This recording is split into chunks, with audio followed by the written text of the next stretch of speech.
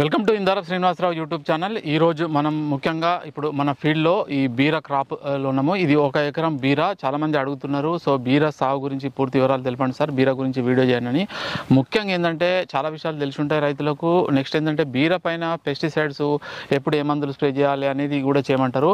But ఏంటంటే ముఖ్యంగా మనము ఏ డిసీజ్ వస్తుంది, దానికి ఏ మందు వాడాలనేది తెలిసి ఉండాలి. బట్ ఏ టైంలో ఏ డిసీజ్ వస్తుంది, ఏ మందు కొట్టాలనేది ఒక సిస్టమేటిక్గా అనేది ఉండదు. ఒక్కొక్కసారి వాతావరణాన్ని బట్టి, టైంను బట్టి, మన పంటను బట్టి ఒక్కొక్క టైంలో ఒక్కొక్క డిసీజ్ రావచ్చు. అందుకని ఫస్ట్ డిసీజు, దానికి మందులు తెలుసుకుంటే మనము మీ ఏరియాలో మీరు వేసిన టైం దాన్ని బట్టి ఏ డిసీజ్ వస్తుందో దానికి మందు అనేది వాడాల్సి ఉంటుంది. బట్ సిస్టమేటిక్గా ఈ 3-4 రోజులకు ఈ ఒక స్ప్రే, మళ్ళీ తర్వాత ఇది స్ప్రే చేయండి అని ఆ విధంగా కూడా చేసుకోవచ్చు. బట్ ఒక్కొక్కసారి అది వర్కౌట్ కాదు. మనకు ఆ షెడ్యూల్లో ఒక సిస్టమేటిక్, ఒక షెడ్యూల్డ్ టైం టేబుల్ అందులో ఉన్న మందులు ఒకటి ఉంటాయి, మనకు డిసీజ్ ఒకటి విపరీతంగా పెరిగిపోతుంటుంది. ఈ మందులు స్ప్రే చేస్తుంటే మనకు కంట్రోల్ అయ్యే అవకాశం ఉండదు. కాబట్టి కంపల్సరీగా మీరు ఫస్ట్ ఏ డిసీజ్ వస్తే వాటికి ఏ మందులు వాడాలనేది తెలుసుకోవాలి.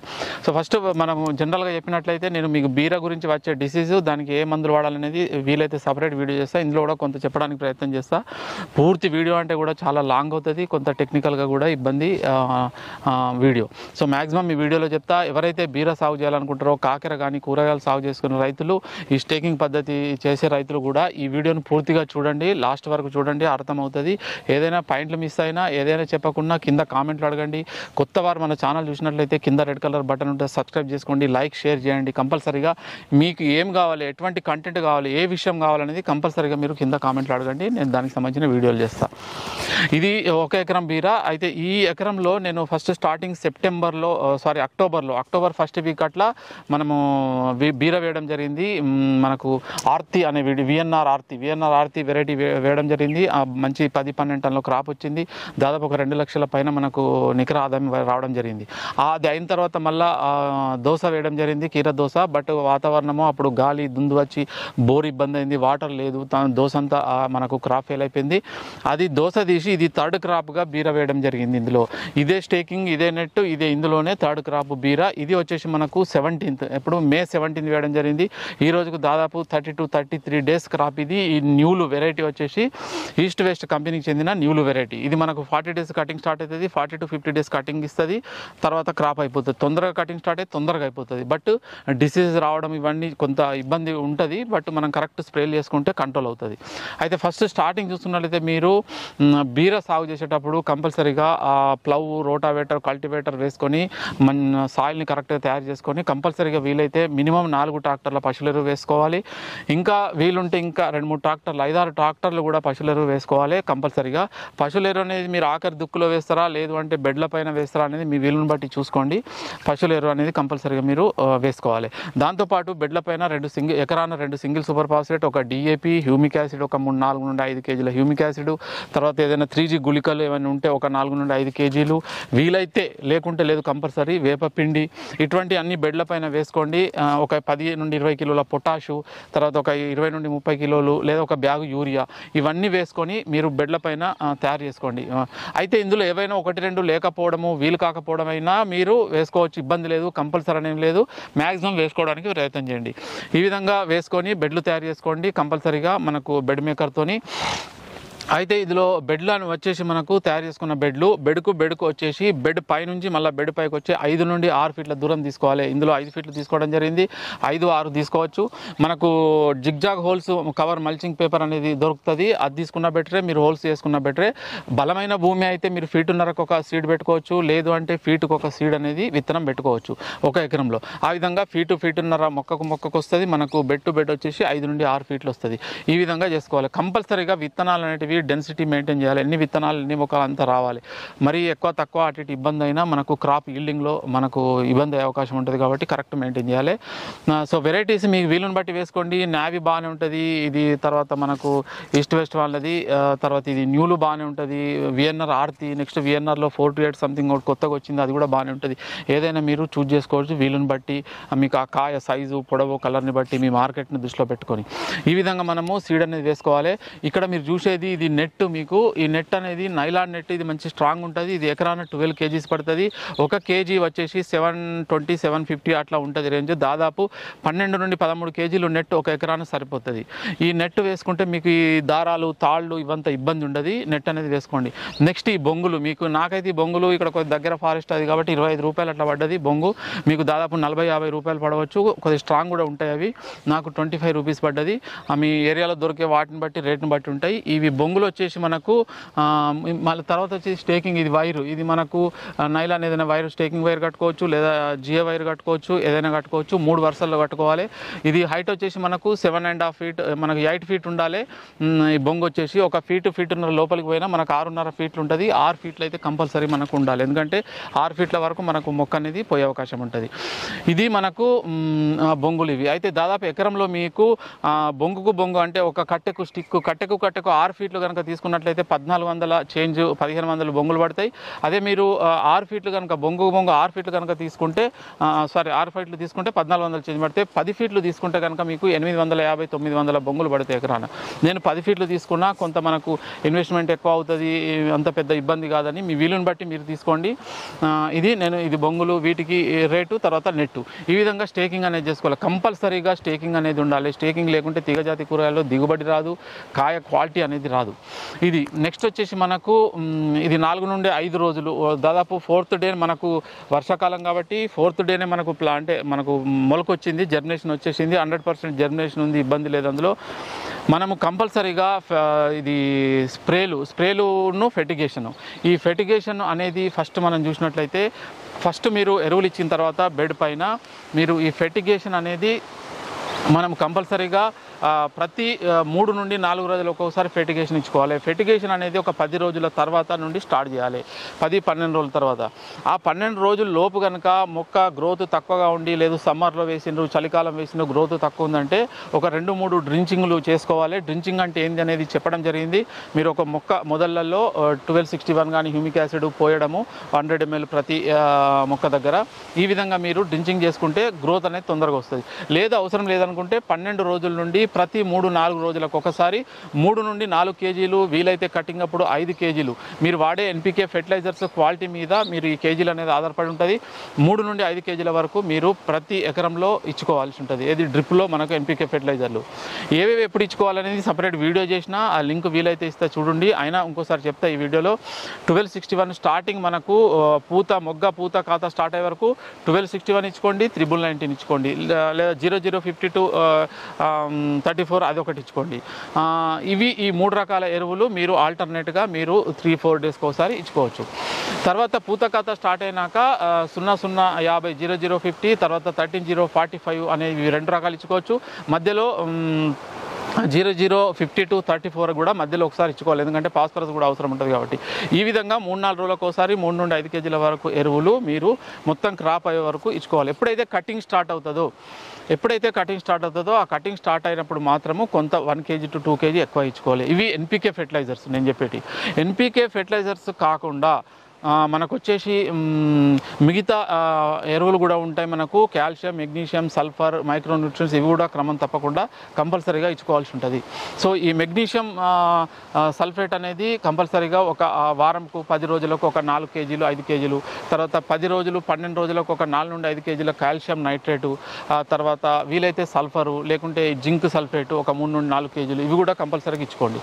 వీటితో పాటు బోరాన్ అనేది వీలైతే 1 kg ఒక 20 డేస్కు ఒకసారి 1 kg డ్రిప్లో ఇచ్చుకోండి.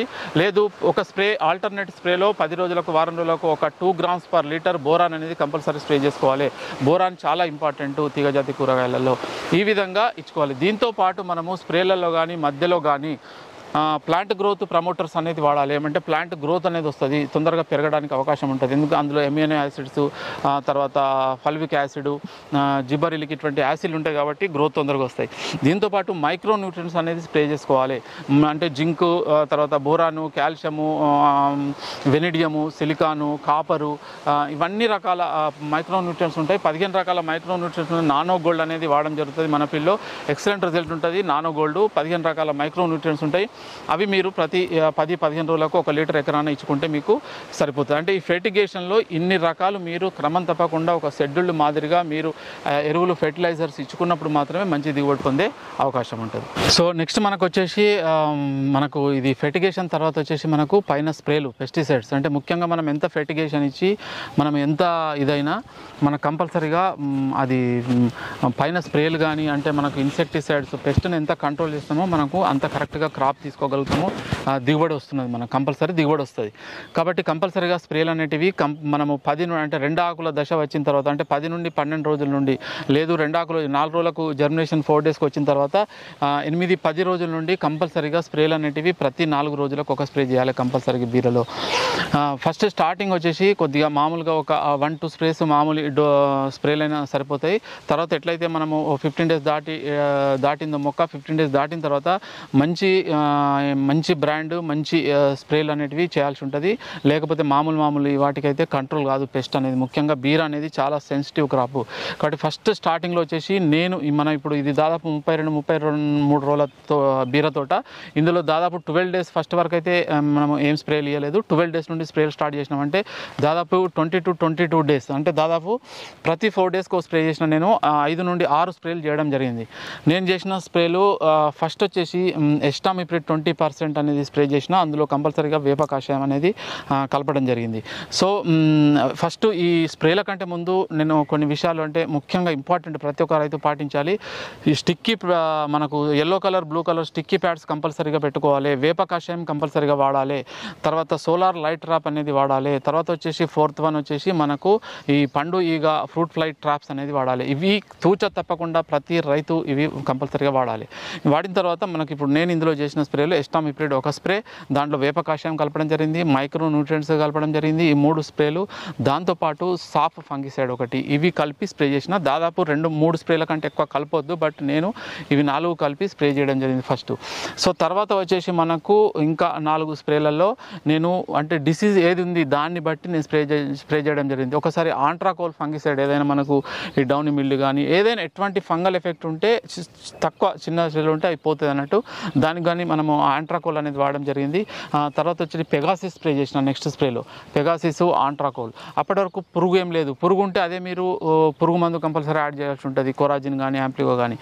నేను పెగాసిస్ చేసిన తర్వాత నెక్స్ట్ స్ప్రేలో వచ్చి మార్షల్ పురుగు కొరకు మార్షల్ అనేది స్ప్రే చేయడం జరిగింది. మార్షల్తో పాటు ఒక ఇదేంటి గ్రోత్ ప్రమోటర్ తీసుకున్న, గ్రోత్ ప్రమోటర్లో బయోవిటా ఒకసారి స్ప్రే చేసిన. తర్వాత నెక్స్ట్ యాంబిషన్ అనేది స్ప్రే చేయడం జరిగింది. సో తర్వాత వచ్చేసి మనకు 3rd స్ప్రే అట్లా ఎఫికాన్ తీసుకున్న. ఇది తెల్లదోమకు పనిచేస్తుంది, పచ్చదోమకు పనిచేస్తుంది, కొంత పేనుబంక కూడా పనిచేస్తుంది. కాబట్టి ఎఫికాన్ స్ప్రే చేసిన. అంటే నేను ఈ 4-5 స్ప్రేలలో తెల్లదోమకు ఎఫికాన్ ఒకసారి స్ప్రే చేసిన, SLR 525 ఒకసారి, తర్వాత సెఫీనా, తర్వాత ఎస్టామిప్రిడ్. ఈ తెల్లదోమకి ఇవి 4 స్ప్రే చేయడం జరిగింది. అదే ఫంగల్ ఎఫెక్ట్కు ఫంగిసైడ్లకు సాఫ్ చేసిన, తర్వాత ఆంట్రాకోల్ చేసిన, తర్వాత వచ్చేసి మనకు క్యాబ్రియో టాప్ చేసిన, తర్వాత వచ్చేసి ఆక్రోబాట్ చేసిన, ఇది BSF కంపెనీకి చెందినది. ఇది ఈ 4 ఫంగిసైడ్ చేసిన, ఈ 4 దోమ మందులు. పురుగు మందులు చూసుకున్నట్లయితే ఒకటి మనకు కొరాజిన్ ఒకసారి చేసిన, తర్వాత వచ్చి సో పురుగు మందులు చూసుకున్నట్లయితే కొరాజిన్ ఒకసారి, తర్వాత మార్షల్ ఒకసారి. అయినప్పటికీ కొంత పురుగు కంట్రోల్ కాలేదు కాబట్టి మనము ఆకులకు రంధ్రాలు, ఆకులకు తినడము చాలా అంటే దాదాపు చాలా ఇబ్బంది అయ్యే విధంగా ఉండే, చాలా లీవ్స్ డ్యామేజ్ అయినాయి. కాబట్టి వెంటనే సిమోడిస్ స్ప్రే చేసిన. సిమోడిస్ పురుగు బాగా పనిచేస్తా అంటే ఎప్పుడైతే సిమోడిస్ స్ప్రే చేసినా ఒక 4 డేస్కు నాకు కంట్రోల్ అయింది పురుగుకు. ఆ విధంగా కొరాజిన్, మార్షల్, సిమోడిస్ స్ప్రే చేయడం జరిగింది. సో ఇది నేను స్ప్రే చేసినాయి. సో ఇప్పుడు లేటెస్ట్గా మళ్ళీ మొన్న వచ్చేసి మనకు SLR 525 నెక్స్ట్ అది కూడా మళ్ళీ తెల్లదోమకు సంబంధించింది స్ప్రే చేసిన. అందులో మాత్రం మళ్ళీ ఆక్రోబాట్ రెండోసారి కూడా కలిపి స్ప్రే చేయడం జరిగింది. సో ఇందులో దోమ మందు, పురుగు మందులు. ఇక గ్రోత్ మైక్రో న్యూట్రియంట్స్ అయితే ప్రతిసారి నేను micro nutrients nano gold excellent result ఉంటుంది, అది కలిపి స్ప్రే చేయడం జరిగింది. ఇక గ్రోత్ కొరకు ప్లాంట్ గ్రోత్ ప్రమోటర్లో బయోవిటా ఒకసారి, తర్వాత మనకు వచ్చేసి యాంబిషన్, ఇవి 2 ప్లాంట్ గ్రోత్. కొద్దిగా మొగ్గ స్టార్ట్ అయినప్పుడు మెకరినా అని ఉంది ఒకటి, యూపీఎల్ కంపెనీది, అది plant growth promoter, plant growth regulator, అదొకసారి స్ప్రే చేయడం జరిగింది. సో ఈ విధంగా స్ప్రేలు అనేటివి మనకు ఉండే డిసీజ్ని బట్టి మనం స్ప్రే చేయాల్సి ఉంటుంది. బట్ నేను ఇప్పుడు ఏవైతే మందులు చెప్పానో, ఏవైతే స్ప్రే చేసినో అవి కూడా మీరు బీర తోట వేస్తే 25 రోజుల వరకు కూడా మీరు ఇవి స్ప్రే చేసుకోవచ్చు. స్ప్రే చేసుకుంటే మీకు 100% మంచి రిజల్ట్ ఉండే అవకాశం ఉంటుంది. ఈ స్ప్రేలు కంపల్సరీగా ఎప్పుడు ఏది అనేది ఫంగిసైడ్, ఇన్సెక్టిసైడ్, తర్వాత దోమ, పెస్ట్, వీటికి సంబంధించిన ఒక వీడియో వీలైతే చేస్తా. బట్ ఇవే ఇప్పుడు నేను చెప్పినే. ఇంకా ఇంకోటి ఫంగిసైడ్ ఉంటుంది, జాంప్రో ఉంటుంది, BSF, అది కూడా బాగా పనిచేస్తుంది. డౌన్ మిల్డ్యూ ఇట్లా లేదు, ఫోడర్ మిల్డ్యూ ఉంది, దానికి లూనా ఎక్స్పీరియన్స్ స్ప్రే చేయాలి.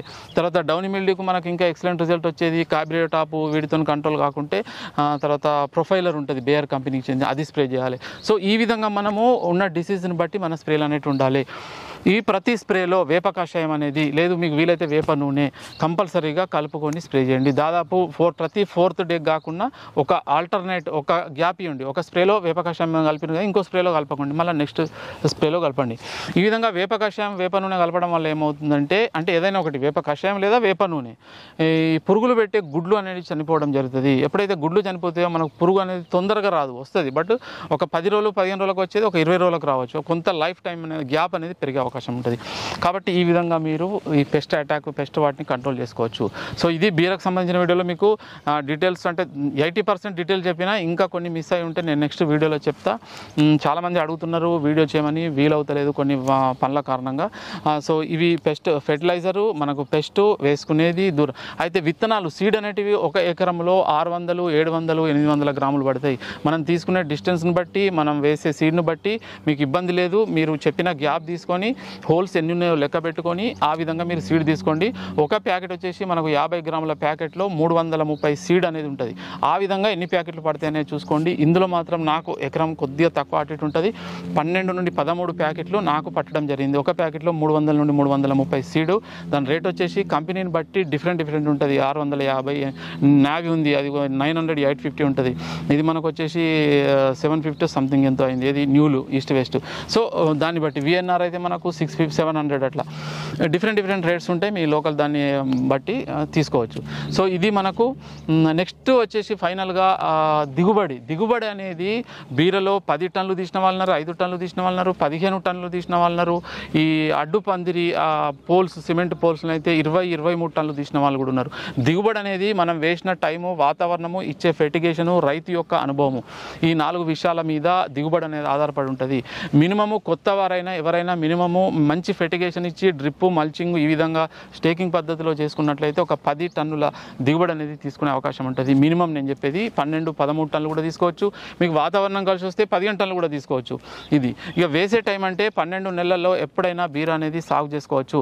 బట్ చలికాలంలో కొంత గ్రోత్ తక్కువ ఉంటుంది. ఎండాకాలంలో ఫిమేల్ ఫ్లవరింగ్ తక్కువ వచ్చి మేల్ ఫ్లవర్ ఎక్కువ వస్తుంది, దిగుబడి తక్కువ వచ్చే అవకాశం ఉంటుంది. బట్ ఏ టైంలో అయినా వేసుకోవచ్చు. ముఖ్యంగా మంచి రేటు దొరకాలంటే ఈ సెప్టెంబర్ ఆ ప్రాంతంలో మీరు వేసుకోండి. తర్వాత వచ్చేసి మనకు మేలో వేసుకోండి, మే 1st వీక్ మేలో వేసుకోండి. ఈ సెప్టెంబర్, మేలో వేసుకుంటే కొంత మంచి రేటు దొరికే అవకాశం ఉంటుంది. మినిమం 30 రూపాయల రేటు దొరికిన బీరకు మీకు 1 లక్ష రూపాయల ఆదాయం మినిమం పొందే అవకాశం ఉంటుంది. ఈ ఎకరం బీరలో మొత్తం ఖర్చు వచ్చేసి మీకు స్టిక్స్ ఇవన్నీ పెట్టుబడి వచ్చేసి దాదాపు మల్చింగు అంటే ఒక డ్రిప్ కాకుండా మిగతా అన్నీ వచ్చి 1 lakh టు కట్టింగు ఇవన్నీ పడితే మీకు 1,30,000 ఖర్చు అనేది వచ్చే అవకాశం ఉంటుంది ఫస్ట్ పంటలో. ఇదే కట్టెలు, ఇదే నెట్టు, ఇదే మల్చింగు రెండో పంటకు వీలైతే మూడో పంటకు కూడా ఉపయోగించుకోవచ్చు. అప్పుడు మీకు ఖర్చు తగ్గుతుంది. ఒక ఎకరంలో 70,000 వచ్చేది. ఫస్ట్ మాత్రం కంపల్సరీగా 1,20,000 నుండి 1,30,000 ఖర్చు అనేది వచ్చే అవకాశం ఉంటుంది. సో ఇది ఈల్డింగు, మనకు పెట్టుబడి, వచ్చే డిసీజు, ఫెర్టిగేషను, మీరు తీసుకునే జాగ్రత్తలు, విత్తనాలు, దూరము, ఇది పూర్తి వివరాలు బీరకు సంబంధించింది. సో ఇంకేమైనా పాయింట్లు మిస్ అయితే మీకు డౌట్ ఉంటే కింద కామెంట్లో అడగండి. సో ఇది ఈ వీడియో చూసిన రైతు సోదరులందరికీ ధన్యవాదాలు.